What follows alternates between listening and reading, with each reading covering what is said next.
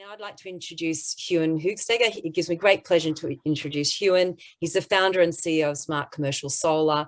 Huon, you're a disruptor. You've been working in the solar and energy space with big clients like Bunnings and others, changing things. Really eager to hear what's been going on from you, how you're making that transition, and welcome you to the stage. Thank you so much. I'll just share my presentation as well.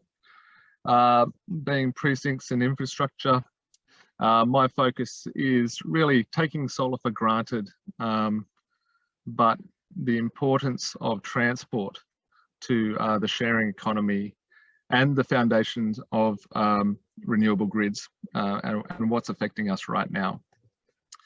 I also want to just say thank you, Lisa, and the rest of the team there for inviting me today. I live on Darug tribe land. I pay my respects to the elders past, and there's unfortunately no more left, which reminds me that we are simply custodians of the land in which we live for a short time, and very important thing to remember that we have to do our best with what we've got. Our mission at Smart Commercial Solar is very simple, and we exist to help our customers reach 100% renewables. We have installed solar in every jurisdiction in pretty much everywhere in Australia. And we are now evolving far beyond solar power into obviously batteries. We're also doing waste to energy. We're doing a whole lot of different types of technology to help our customers achieve their goals. This slight adaptation of a quote, which is roads, power lines and pipes are the arteries through which the economy pulses. And that's very much what we're seeing in my industry. Today, what I'm going to tell you a little bit about is about our current situation with the renewables, the current situation with the grid, and the importance of that playing into precincts and your thoughts around infrastructure. In the background here is a battery we recently installed, which plays into the spot market from behind the meter.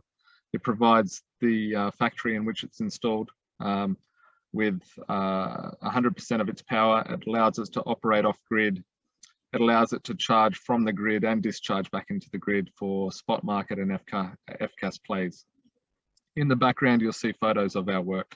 But really what I want to talk about is a bit broader than who we are and focus on what we need. Australia is doing really well in renewables, and here is a state-by-state comparison of the penetration of renewables. And I think, we can say that we're not doing enough, and maybe that's true, but we're actually doing quite well on a global scale. And I think, what's most important is that there's a lot of motivation from both businesses and individuals. We have the highest penetration of rooftop solar in the world per head of population, and it continues. So it's very exciting, and it means that coal now represents 59% and trending down, and renewables are on the increase at 32%. Solar in total, both small scale, large scale, is the biggest influence, followed by wind. And then hydro, which has a great future as well, is definitely always been present. The great thing about what we've been doing since basically year 2000, this is how the grid has been behaving. And these are the different colors represent the different energy sources. And what you can see is that basically energy efficiency started to come into play in around 2009 in a much bigger way, which meant that total consumption started to decrease despite increased population. So this is a lot of effort to increase efficiency of our loads. And then, as you can also see, renewables started to play in, and the brown and black coal started to trend downwards as renewables started to take over part of the generation of the grid. And I think this is a great news story, and I think we're doing a great job, and the trend is accelerating and increasing. But what it's starting to do, and you may have heard in different circles about the duck curve. This is just the last 3 days in the Australian grid, and you can see the effect of different technologies, wind, solar, hydro, and then brown and black coal and the other generators in the middle there. Solar creates a thing called the duck curve. And basically we generate energy indiscriminately into the middle of the day, and that creates a bit of a challenge for the other technologies. California put out this graph, the energy grid in California put out this graph a few years ago, and it shows the duck curve in a fairly dramatic way, but it is actually a perfect representation of what's happening. And it's actually a very similar size grid to Australia. This duck curve is the advance of solar into the grid, and it presents a little bit of a challenge in this area here, which is the ramp up between solar coming off and other technologies demand. So this is where the challenge for renewables really lie. It also is the challenge for the network to accommodate this shift from different generators.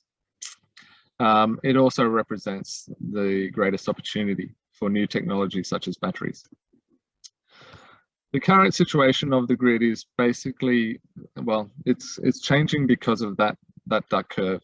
And the national energy market, which is effectively the eastern states, we try and ignore Western Australia, similar to their COVID policies.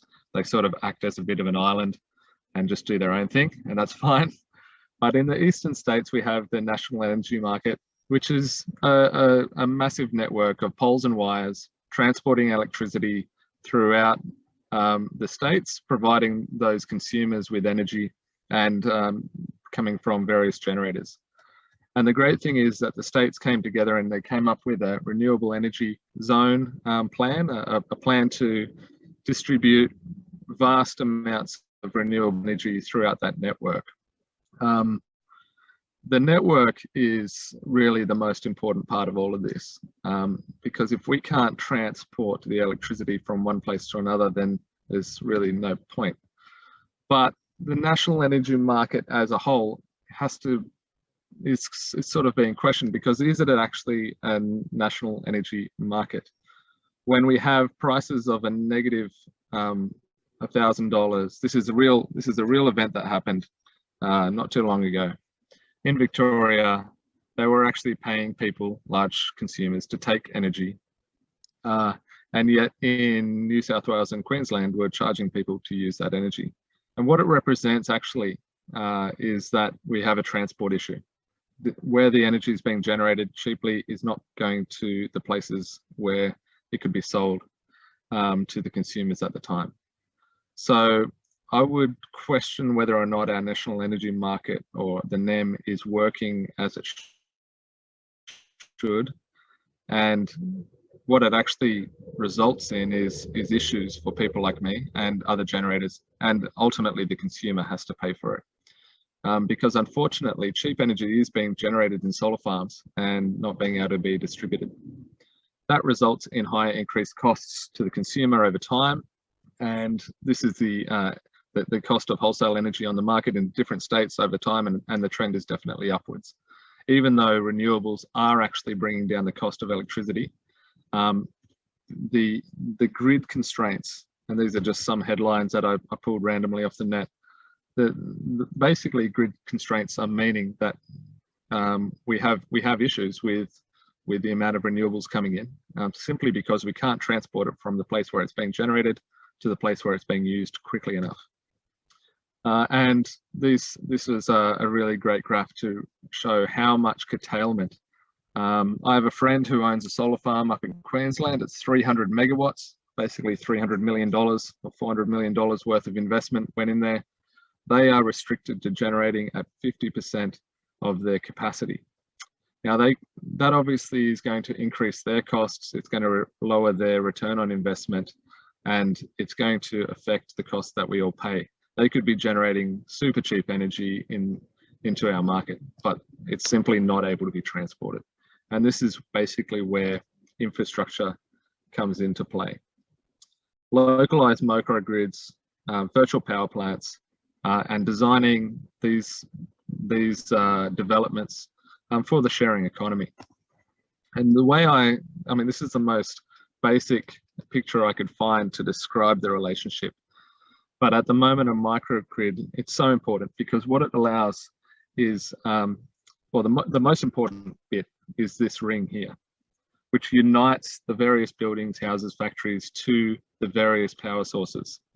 Traditionally, we just have the utility feeding into that ring. The utility is the one source of truth. As Lisa said perfectly before, it's a very linear relationship. And then we can talk about the importance of virtual power plants. My office is in North Sydney. Very low penetration of renewables there because they simply don't have the rooftops. And it's actually comparative to, let's say, central New South Wales, it's very, very low solar. So a virtual power plant would allow North Sydney to import energy directly from solar and wind farms in those appropriate locations, storing it in batteries and then distributing it throughout the grid. And the importance of the sharing economy is, rather than having on the top there your linear relationship between the utility and consumer, where energy comes in and money goes out, in a sharing economy, everyone can participate both in the sensible use of energy, demand management, even generating their own power, selling that back into the grid, buying it back at times when they need it. And it becomes, instead of basically shipping money from regional towns into big, listed companies and usually multinational utility groups, we can actually keep money in our communities and actually fund, remote communities through virtual power plants to generate solar and wind in areas where they don't really have much of an economy. So rather than shipping money overseas, we can actually keep it within our own precincts. So that's the importance of really building infrastructure to accommodate a renewable future. And I just thought, I was thinking, as I was reading about Russia, obviously it's very topical at the moment, but if Europe had a higher penetration of renewable energy, if they had more storage and if they had higher uptake of renewables, they would be less dependent on Russia. And it sort of really highlights how important energy independence is and how important the circular economy is. We would not be as susceptible to these market fluctuations, and quite a lot of wars have been fought over energy. We wouldn't have to continue that. And I did some quick calculations on EVs. It would only require around about 10% increase to our energy infrastructure if everyone was on an EV now. It would mean that we didn't just get hit with a $2.30 per litre fuel price, and I think our grid can handle it. What it's going to require is smarter grids. And what do I mean by that? That means a smart grid is one that understands where the loads are and where the generators are. And quite frankly, our grids are not that smart at the moment. It means rewarding people for demand management, shifting their loads on a small scale, not just the large aluminium smelters who do get paid to turn power off. It's about rewards and penalties for uncontrolled loads. As the EV charging comes in, we need to be really cognizant of when we're charging and how we're charging, and really reward people for participating in this shared economy of energy. And then ultimately the question is, if we don't do this well, what is it actually going to cost us? It's going to cost us a lot more than money. It's going to cost us our communities, our society, our standard of living, and our ability to build into other people. And that's really what it's about. This is me on a roof with my one of my engineers. What we can do is we really contribute. This is in Vanuatu. We're able to power a school up there where they have a very weak grid. It's all diesel fueled, and I've been trying to change that for a long time. But within our reach is a really financially sensible social change, and I think that's really what it's about. So thank you for your time and energy, and I'm happy to answer any questions. I may not be able to stay for the whole time, but I'll do my best. Awesome. Thank you so much, Ewan, and some great examples there on renewable energy and the sharing economy and how that works at a precinct scale. and of course the cost of inaction, and we will come back to that in some questions later. Look, I'd now like